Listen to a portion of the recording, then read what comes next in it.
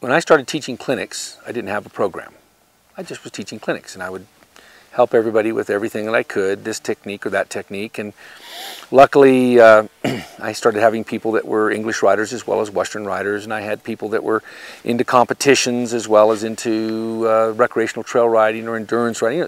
So over the years, 25 of them, I've had pretty near every type of horse person, whatever they're interested in, whatever their confidence level or competence level is. English, Western, racing, it just doesn't matter, polo. And it wasn't until I met Linda that I realized I needed to develop a program.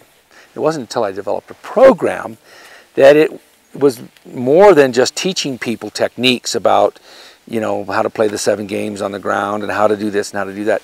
They're trying to get people to progress to a higher level, to level 3, to level 4 and beyond.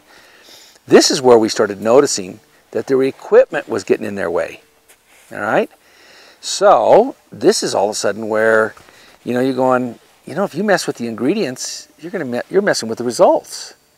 So it takes a certain amount of dedication, and we've got a lot of dedicated students. Matter of fact, it just blows me away every time I do a seminar or we do a Savvy conference here in Colorado, how dedicated some people are.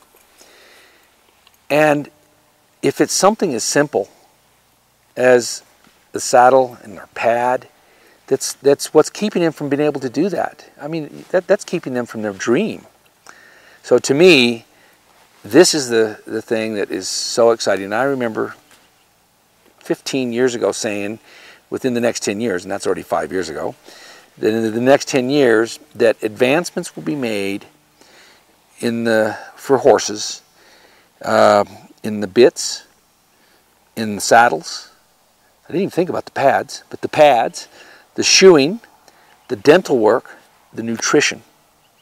And this is, mark my words, it's already happening. And people are making advancements. There's going to be more too.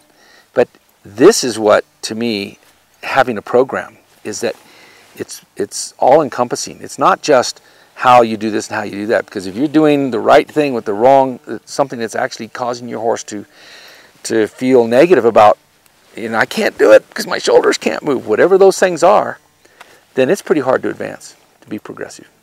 And there's nothing worse than not being able to realize your dream.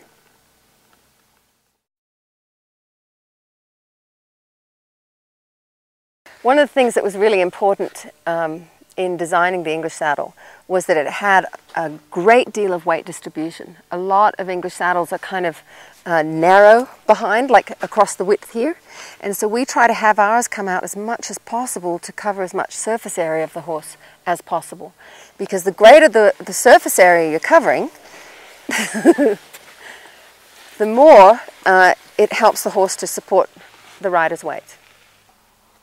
This is a saddle I used to ride my horse in many years ago. And I thought it was really good because it was kind of quite wide at the front. But the back is very narrow here. And you can see that it pretty much fits my horse at rest. Because when he's at rest, his back is down. But watch what happens when he starts to engage his back. So I'm just going to lift him here.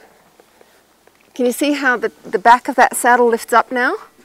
And that tells you that all the pressure is going to be down in the middle of his back, which is what pushes their backs down and prevents them from rounding up. Now I'll show you the difference with our saddle. This saddle does not fit my horse at rest. This is our fluidity saddle. You can see that it's way low in the front, almost touching his withers. And it kind of lifts up at the back here. See that? So what I'm going to do is prop it up with shims. And we'll talk about how to shim your horse, you know, according to his back in a little bit. But here's what happens. When you lift this up with the shims in the appropriate place, like my horse needs it at the front, now the saddle sits kind of level on him, and I've got plenty of room under here, whereas before I could not put my hand underneath the saddle because it fitted perfectly. So now when my horse lifts his back, the saddle works for his shape because it gives through this part here and keeps the contact equal all the way through.